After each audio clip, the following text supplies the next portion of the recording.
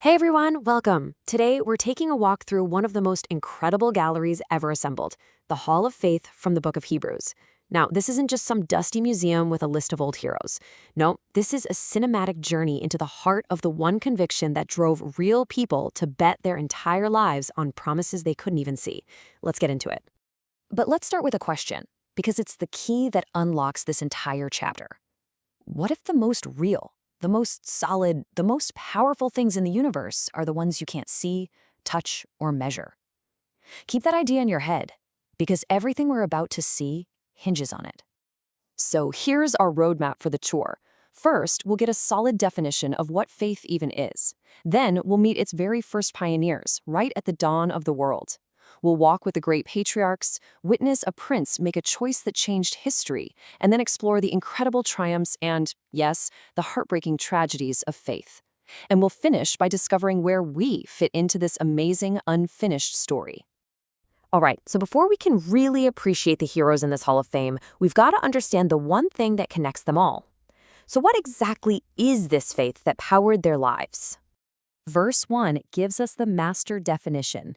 Now, faith is the substance of things hoped for, the evidence of things not seen. Okay, let's make that simple. Think of faith as the legal deed to a house you haven't seen yet. You're holding the paper, the substance, and that paper is your proof, your evidence, that the unseen property is absolutely 100% yours. It's not wishful thinking, it's a confident assurance. Verse 2 tells us why this matters. For by it the elders obtained a good testimony. Basically, this is how all the heroes we're going to meet got their A-plus reputation. You can just imagine a gallery wall with their portraits, and under each one a little gold plaque that says, approved by faith. Then verse 3 throws us back to the very beginning of time itself. By faith, we understand that the worlds were framed by the word of God. Just picture it, a totally dark, silent, empty void.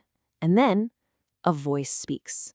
And out of absolutely nothing, galaxies burst into light and planets start spinning into place. Faith is our understanding that the entire universe we can see was made from what we can't see. And that idea brings us right into our first exhibit hall. Here, we're going to meet the very first people who took those first footsteps, walking this earth by faith. These guys were the true pioneers. Verse 4, and we meet Abel. By faith, Abel offered to God a more excellent sacrifice than Cain. Imagine the scene. You've got two brothers, two stone altars. Cain kind of casually tosses some vegetables on his. But Abel has carefully chosen the very best lamb from his flock, a perfect offering. Now just watch the smoke. From Abel's altar, it rises straight up to the sky, a clear signal. Accepted. From Cain's, it just drifts and disappears. You see, it was Abel's heart, his faith, that made the difference. And the verse says that act of faith still speaks to us today. Now on to verse 5. By faith, Enoch was taken away so that he did not see death. The mental image here is amazing. Just picture Enoch walking and talking with God every single day, just like two best friends on a long walk.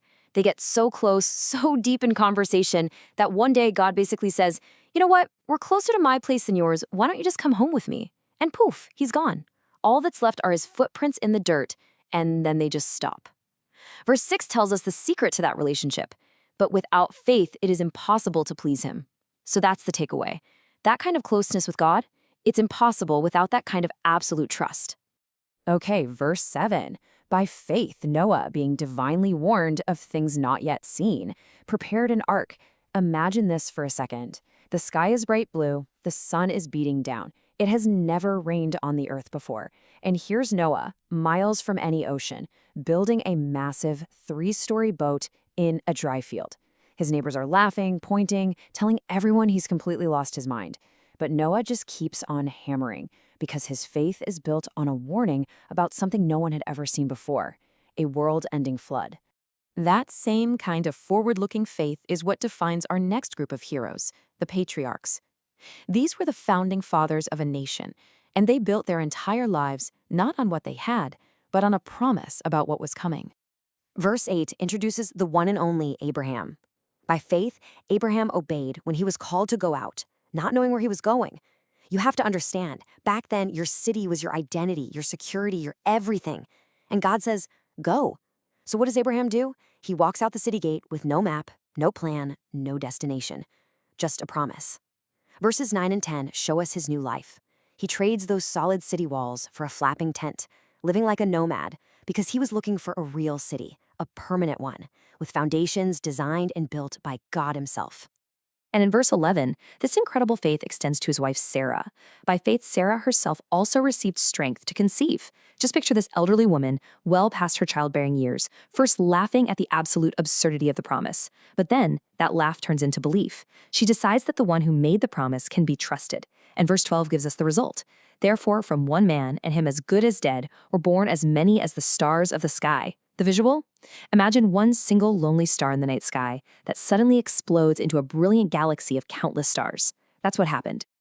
Now, verses 13 through 16 really give us their mindset, their whole worldview. They got something really profound. This world wasn't their final destination. They saw themselves as travelers, like tourists or pilgrims just passing through. The image is of a group on a long journey, packs on their backs, but they're not looking down at the road. Their eyes are fixed on the horizon, looking for a better country, a heavenly home that God had prepared for them. Okay, get ready, because verses 17 to 19 bring us to the ultimate test of faith. By faith, Abraham, when he was tested, offered up Isaac. Can you feel the tension? The long, silent walk up that mountain. His son, the child of the promise, asking, "Hey, Dad, where's the lamb for the sacrifice?" See Abraham's hand, maybe trembling just a little, but steady as he raises the knife. How on earth could he do it? Verse 19 tells us his secret logic. He had reasoned that God was powerful enough to raise Isaac even from the dead. He fully believed he was walking back down that mountain with his son, one way or another. And this legacy of forward-looking faith just kept getting passed down. Verse 20, by faith Isaac blessed Jacob and Esau concerning things to come. You can see old, blind Isaac speaking these powerful blessings about a future he'd never lived to see. Then verse 21, by faith Jacob, when he was dying, blessed each of the sons of Joseph. Here's frail old Jacob, leaning on his staff for his last bit of strength, and his final act is one of faith in the promise. And finally, verse 22, by faith Joseph gave instructions concerning his bones. Think about that. He's a powerful ruler in Egypt, but his very last command is an act of faith. When God finally brings you home to the promised land, don't you dare leave my bones here. Our next exhibit is all about one man, a single person whose one choice completely changed the course of history. This is the story of Moses, the man who said no to an entire empire. But his story starts even before that. Verse 23. By faith Moses, when he was born, was hidden 3 months by his parents.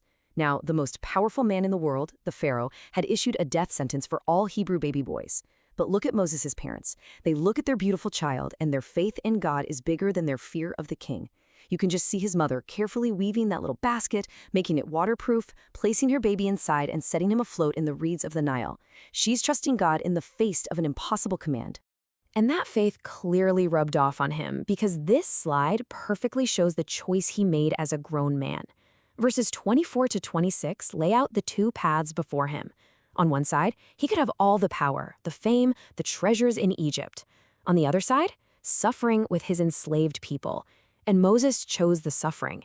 He literally looked at the short-term pleasures of the palace, then he looked at the long-term reward from God, and he decided that being associated with God's promise was worth way more than all the gold in Egypt. So verse 27 says, he left Egypt, not fearing the wrath of the king, because he was focused on the one who is invisible.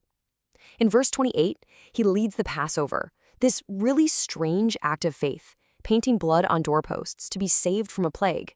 And then, the grand finale in verse 29, by faith, they passed through the Red Sea as by dry land. Just let that scene play on your mind. A terrifying wall of water on your left, another wall of water on your right, and an entire nation walking on a dry path in the middle of the sea. And then seeing those walls of water crash down, completely destroying the most powerful army on the planet. Faith literally turned an impossible barrier into a highway to freedom. We're now entering the final gallery in our tour. And this one reveals a really important, sometimes difficult truth. Faith isn't always about neat and tidy victories. It has two very different sides: incredible, spectacular triumphs and unspeakable tragedies. First, let's look at the triumphs from verses 30 to 35. It's like a highlight reel. By faith, the massive fortified walls of Jericho crumbled to dust after people just marched around them and shouted. By faith, Rahab, a prostitute, was saved because of a simple scarlet rope hanging from her window. By faith, whole kingdoms were conquered, lions' mouths were slammed shut, raging furnaces were cooled down, and get this, women actually received their dead children raised back to life. These are the jaw-dropping moments of victory. But then, the tone shifts hard. Because for others, faith looked completely different.